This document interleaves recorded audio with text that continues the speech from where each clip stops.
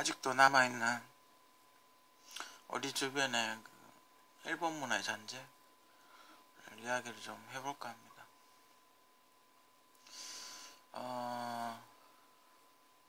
아직도 가끔 이래 TV나 뭐 이런 거 보면 조선시대를 이조시대라고 이렇게 이야기하시는 분들이 있더군요. 잘못된 표현이죠, 그죠? 이조시대의 의미는 그러니까 이시성을 가진 왕들이 지배를 했다고 이시조선이라고 그렇게 이야기를 하죠, 그죠?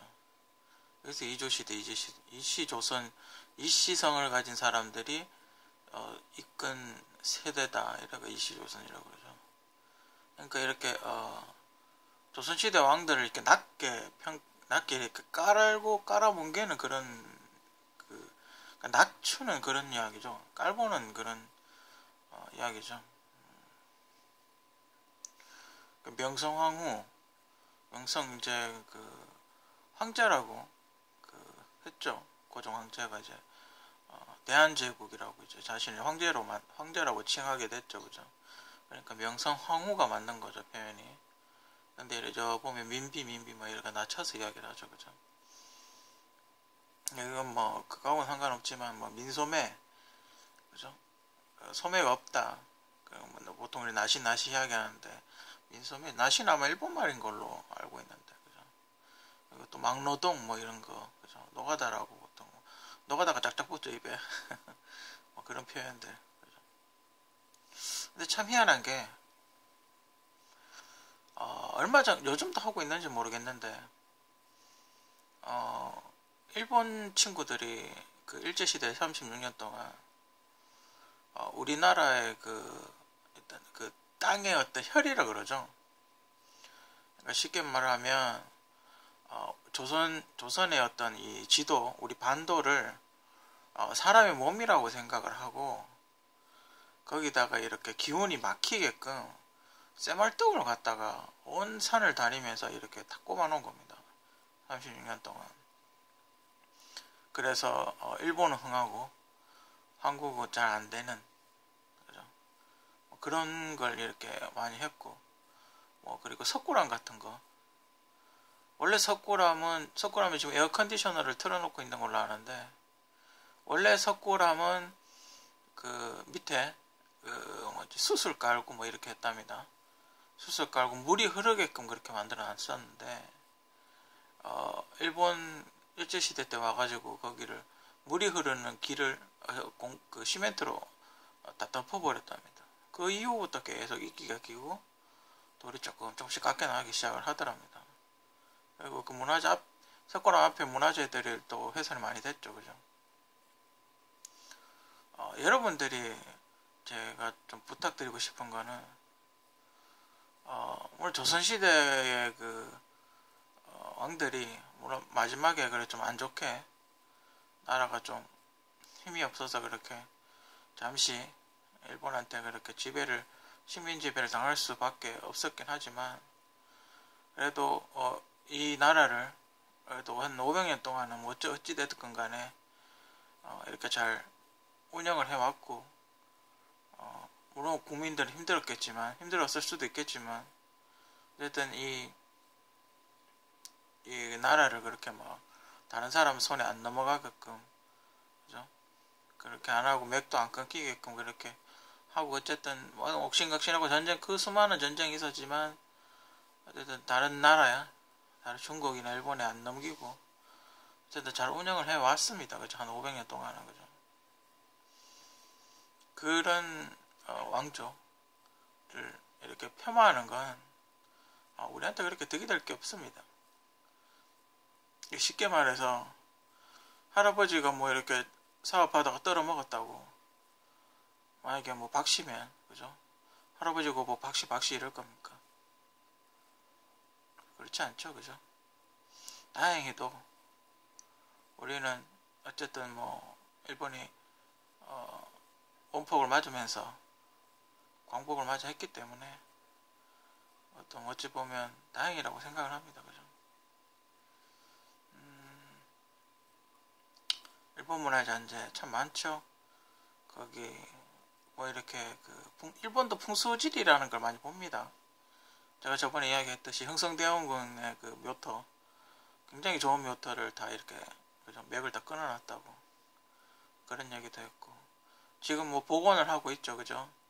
그 경복궁으로 이렇게 들어가는 뭐 이렇게 풍수지리상의 어떤 길을 만들어서 이렇게 목을 치는 듯한 그런 맥을 이렇게 탁 끊어버리는, 이렇게 쭉 이어지지가 않고 맥을 이어버리고 맥을 이렇게 딱 끊어버리는, 그죠? 그런 형태로 이렇게 도로를 내놓고 경복궁도 다 부셔놓고, 그죠? 앞에다가 조선총독부, 김해상 정부 때 없었던 그 철거했던 조선총독부를 경복궁 앞에 탁 만들어 놓고, 그죠? 뭐 서울시청이라든지, 아니 또 일본이 지어놨던 건물이 아직 남아있죠, 조금씩. 그죠?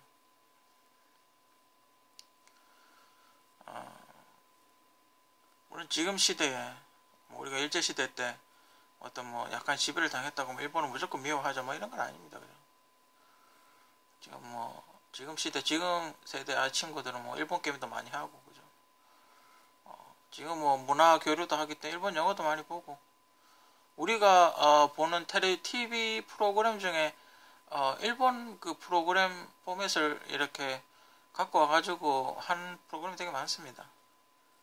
드라마, 영화도 그렇고 리메이크 영화도 되게 많고 지금 그렇죠. 근데 대부분 아직까지는 일본 문화는, 한국 문화도 일본 가서 그렇게 크게 히트 치는 게 없는 것도 있지만 일본 문화도 한국 가서 그렇게 크게 히트 치는 거는, 그죠? 없는 걸로 그렇게 합니다. 뭐 만화는 뭐 한국뿐만 아니라 전 세계에서 다 히트를 치기 때문에 뭐 그걸 꼭 만화는 뭐 어쩔 수 없고, 그죠?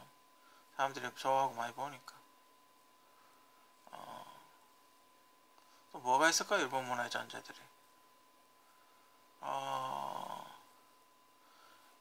여러분이 회 먹으러 가면 그러니까 예전 회 먹으러 가면, 예전에는 회 먹으러 가면 어떻게 나왔냐면, 회 한 접시 나오고, 뭐 회가 만약에 뭐 10,000원치다, 회 10,000원치 하면 회만 나오는 게 아니고 그 주변에 이렇게 다른 음식들도 같이 나왔죠. 그게 조선시대 정식입니다. 회정식. 지금은 회 먹으러 가면 회만 주죠. 자갈치 시장같이 그렇게 해주는 데가 많죠. 근데 그게 아니고 예전에 일본말 또 잔재가 나오죠. 찌끼다시라 그러죠. 찌끼다시 많이 나오는 집 간다, 뭐 이렇게 얘기를 하는데, 그런 밥을 주고 밥과 회와 그 옆에 이렇게 한 상을 차려주는 게 일종의 한정식입니다. 저렴한 이제 한정식인 거죠. 조선시대 왕이 먹었던 음식들, 수라상들 이렇게 보면 회가 이제 올라오는 게 있고 회가 안 올라오는 게 있고, 그죠? 그런 스타일을 약간 서민적으로 바꾼 겁니다. 우리나라도 프랑스처럼 조선시대에 이제 그게 무너졌으니까, 왕조가 무너졌으니까 그 왕조에서 일했던 어떤 수락한 상궁들이 나와서 밥을 먹고 살아야 되겠죠. 이제는 나라에서 녹을 주지 않으니까, 그죠? 그런 데서 일을 하시던 상궁들이 나와서 밥을 식당 같은 걸 차려서 밥을 해 먹었는 거죠, 그죠?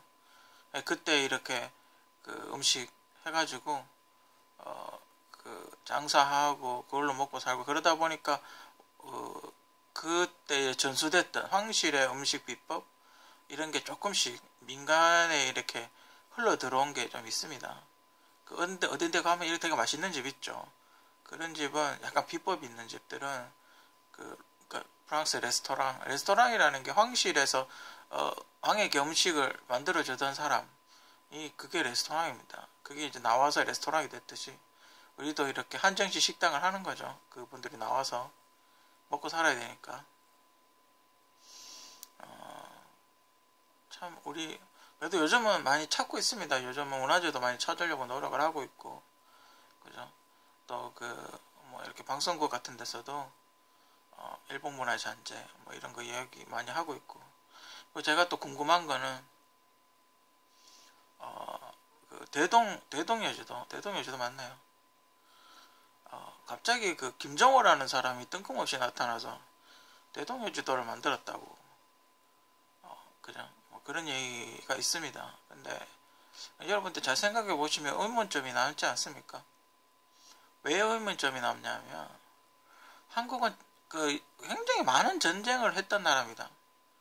그죠? 예전부터 수많은 전쟁을 치렀던 나라인데 어떻게 지도가 하나 없겠냐는 거죠. 그 말이 안 되는 거죠. 그죠? 지도가 없는데 전쟁을 어떻게 하냐는 거죠. 그죠? 분명히 지도는 있었을 겁니다. 제 개인적인 뭐 이게 사견인데 분명히 국가에서 관리하는 지도는 있었을 겁니다. 그죠? 근데 김정호라는 분이 뭐 있었는지 없었는지 있었다고 뭐 기록은 없다고 하던데 뭐 김정호라는 분이 있었다면 그분이 이렇게 그 지도를 정리를 해서 조금 더 정밀한 지도를 만든 게 아닌가. 그 개인적인 의견입니다. 개인적인 사견입니다. 그분이 어떻게 만들었나 이렇게 개인적으로 이렇게 상상을 해보니까 이렇게 우리나라는 산봉우리 이름이 되게 많습니다. 그죠? 설악산, 대청봉 뭐 이런 데지. 그러니까 그 산 꼭대기에 올라가는 거죠. 산 꼭대기 올라가서 팔방으로 이렇게 지도 같은 거 하나 넣고 팔방으로 그림을 그리는 거죠. 날씨 맑은 날에 거기 앉아가지고 각도를 딱 재가지고 그리는 거죠. 그리고 이쪽 봉우리가 제일 높은 봉우리에 올라가면 저 반대편 봉우리에 가서 또 이렇게 보고 그리고 또 그림에 맞추고 그렇게 그리지 않았을까? 그 방법 외에는 이렇게 지도를 그리는 게 쉽지 않습니다. 그리고 옛날에 여러분들 그 시골 가면 옛날에 그린 지적도라는 게 있습니다. 약도 같은 게 있습니다. 300만 이렇게 그려놓은 약도 같은 게 있는데 그 약도를 이렇게 보면 여기 높은 산 꼭대기 올라가서 그렸겠구나 하는 그런 게 눈에 보입니다. 정밀하진 않지만 약도지만 이렇게 산줄기가 어떻게 뻗어나갔는지를 이렇게 위에서 보고 약간 높은 조금 더 높은 산 꼭대기에서 이렇게 보고 그렸다고 이렇게 느껴집니다. 그게 그림이 이렇게 그렸겠구나 싶은 그런 그림이 있습니다.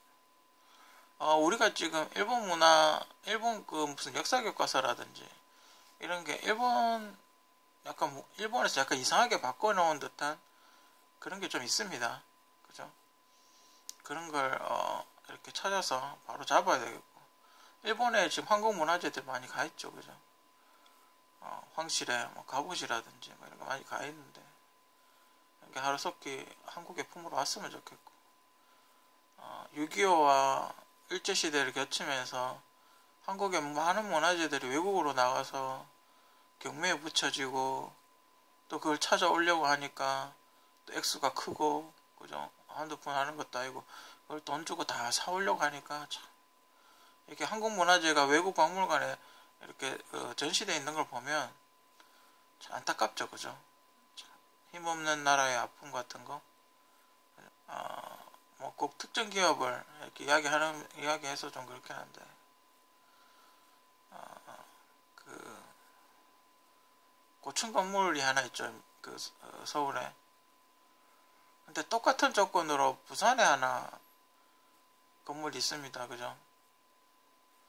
근데 서울은 아무 소리 안 하고 부산만 잡아가지고 지금 교도소 집어넣었죠. 그죠? 주소에 들어가 있죠. 뭐 풀려나긴 하겠죠. 그죠? 뇌물 줬으니까 뒷돈을 뭐 잘 인비 관리 잘 해놨으면 받긴 하겠죠. 근데 언론이 너무 뭐랄까 그때도 떠들긴 했습니다만 좀 편파적이긴 합니다. 그죠?